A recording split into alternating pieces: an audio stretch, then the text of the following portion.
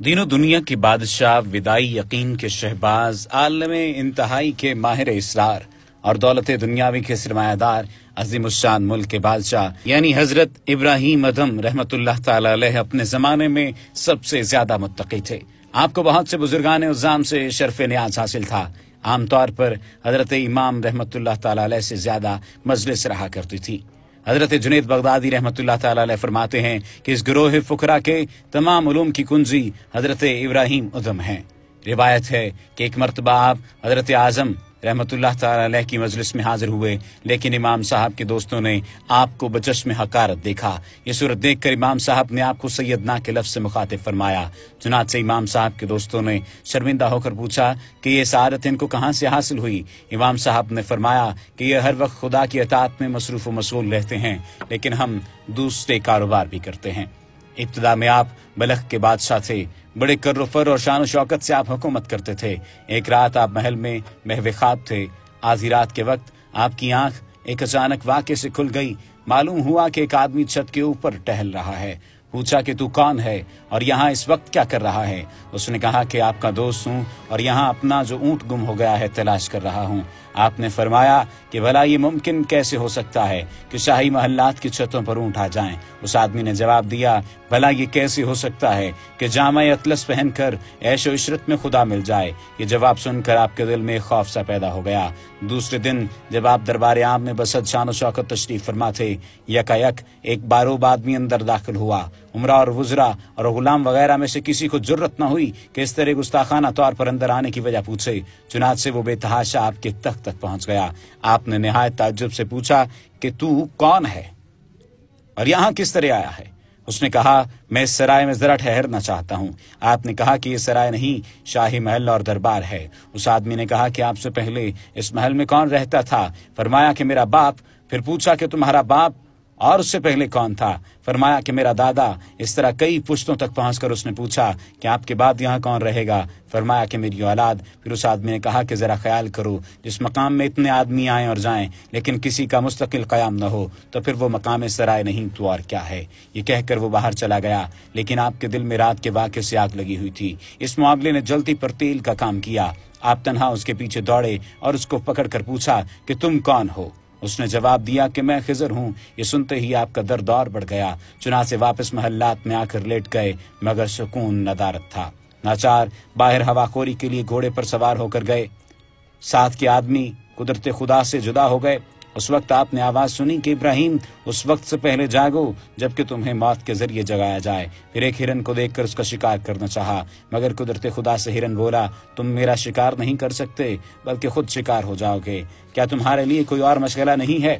ان باتوں سے آپ کے دل میں خوف الہی اس قدر طاری ہوا کہ اللہ تعالیٰ نے اپنے فضل و کرم سے آپ کی باطنی آنکھوں کو منور کر دیا اور برکات الہی کا نزول ہونے لگا۔ چنانچہ آپ نے تخت و حکومت پر لات ماری اور فقیرانہ لباس بدل کر شہر سے باہر نکل گئے۔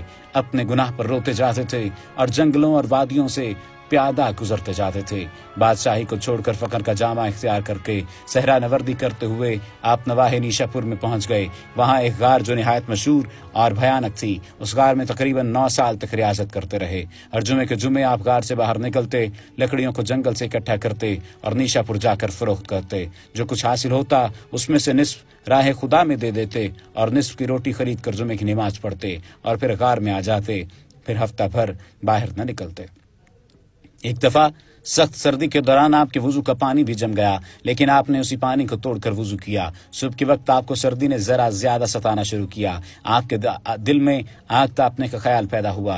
خدا کی قدرت، آپ اس وقت نماز میں مشغول تھے۔ اسی حالت میں آپ کو ایسا معلوم ہوا گویا کسی نے پوستین پہنا دی ہے اور گرم ہو گئے۔ اسی حالت میں نماز پڑھ کر اپنے وظائف میں مشغول ہو گئے۔ جب آپ فارغ ہوئے تو دیکھا کہ اژدہا تھا جس نے آپ کو گرم کر رکھا تھا۔ آپ کے دل میں خوف پیدا ہوا اور فرمایا، الہی، تو نے تو صورت لطف میں اس کو بھیجا تھا، مگر میں اس کو قہر کی صورت میں دیکھ رہا ہوں۔ اس وقت اژدہے نے اپنے چہرے کو زمین پر ملا اور غائب ہو گیا۔ روایت ہے کہ جب لوگ آپ کے مرتبے اور شکل سے واقف ہو گئے تو آپ اس غار سے بھاگ گئے اور مکہ معظمہ میں جا نکلے۔ اسی زمانے میں جب کہ آپ نے غار کو چھوڑا، شیخ ابو سعید رحمۃ اللہ تعالی علیہ نے اس غار کی زیارت کی اور فرمایا کہ اگر اس غار کو مشک عنبر سے بھر دیا جاتا تو بھی اس قدر خوشبو اس میں نہ آتی جو ایک صاحب دل کی کچھ عرصہ قیام کرنے سے پیدا ہو گئی۔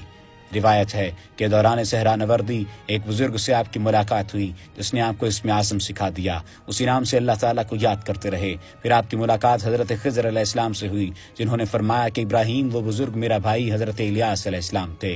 پھر آپ نے ان سے اور باتیں بہت سی سیکھیں اور انہی کی بدولت اس عظیم الشان مرتبے تک پہنچے.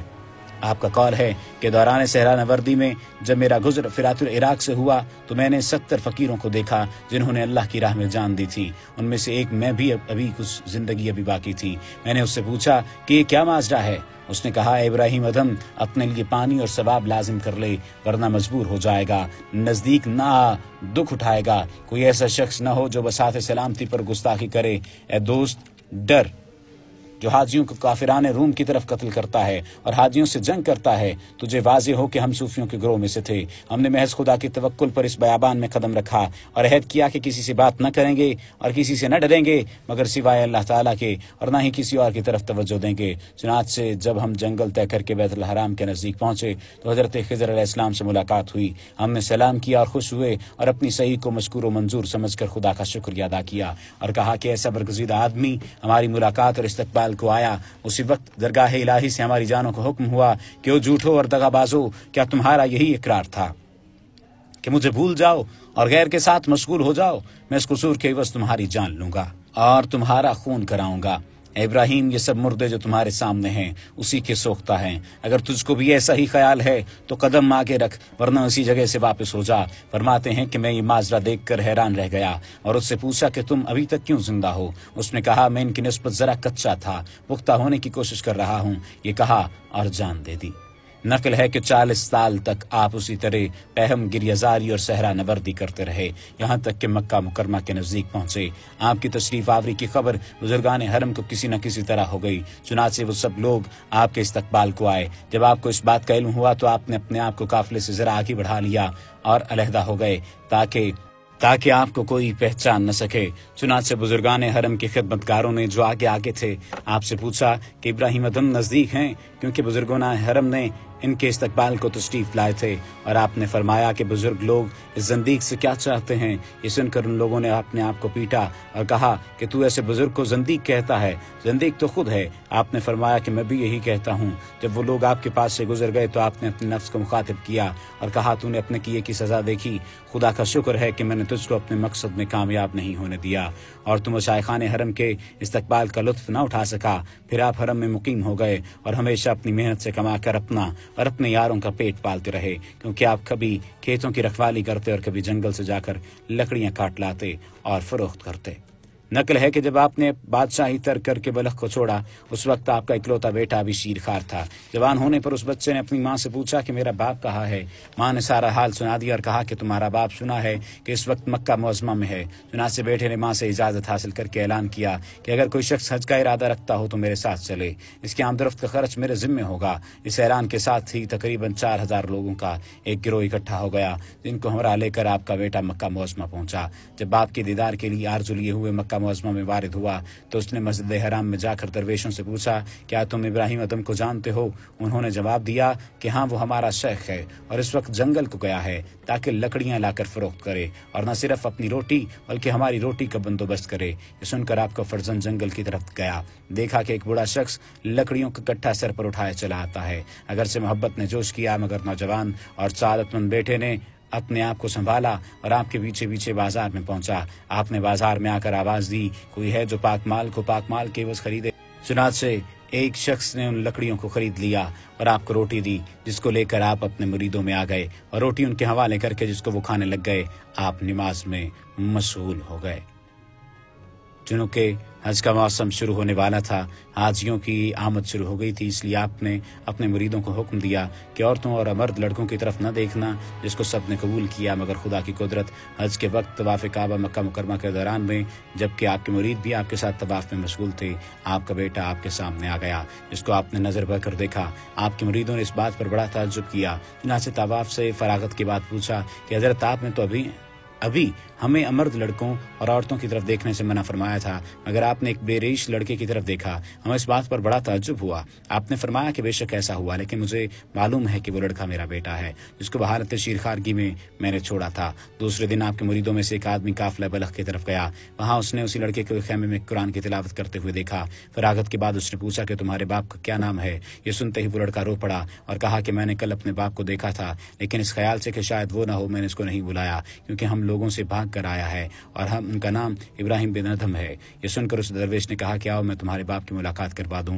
ये कहकर वो फकीर आपके बेटे और बीवी को अपने हमरा मस्जिद हराम में ले आया। जब बेटे ने बाप को और बीवी ने शौहर को देखा तो दोनों बेताब हो गए और दौड़ कर लिपट गए और यहाँ तक रोए कि बेहोश हो गए। और जब लड़के को होश आई तो पूछा कि तुम किस मजहब पर हो। बेटे ने जवाब दिया कि इस्लाम पर। फरमाया अल्हम्दुलिल्लाह। फिर पूछा कि कुरान को पढ़ा है। बच्चे ने जवाब दिया कि हाँ पढ़ा है। फरमाया अल्हम्दुलिल्लाह। फिर पूछा कि बेटा तुमने कुछ इल्म भी पढ़ा है। बेटे ने जवाब दिया कि हाँ पढ़ा है। आपने फरमाया अल्हम्दुलिल्लाह। उसी के बाद आप उठ खड़े हुए और जाना चाहा, लेकिन बच्चे ने न छोड़ा और आपकी बीवी ने फरियाद की। आपने उसी वक्त आसमान की तरफ मुंह करके कहा इलाही यकसनी। इसी वक्त आपके बेटे ने आपके पहलू में गिरकर जान दे दी। मुरीदों ने वजह पूछी तो फरमाया कि जब मैं बेटे से बगलगीर हुआ तो उसकी मोहब्बत ने जोश किया। उसी वक्त दरगाह खुदाबंदी से आवाज आई कि दावे मोहब्बत के और दोस्त रखना दूसरों को। मुरीदों को वसीयत करता है और अमर्द लड़कों को देखता है और खुद बेटे और बीवी की मोहब्बत में मशगूल है। चुनाचे जब आपने ये आवाज सुनी तो दुआ की कि खुदाबंद मेरी फरियाद को पहुंच या मेरी जान ले ले या इसकी जान ले ले। चुनाचे दुआ उसके हक में कबूल हुई। अगर किसी को इस बात पर ताज्जुब है तो फरमाया कि ये बात हजरत इब्राहिम अलैहिस्सलाम से ज्यादा ताज्जुब खेज नहीं है, जिन्होंने राह हक में बेटे को कुर्बान करना चाहा। वमा अलैना इल्लल बलागुल मुबीन।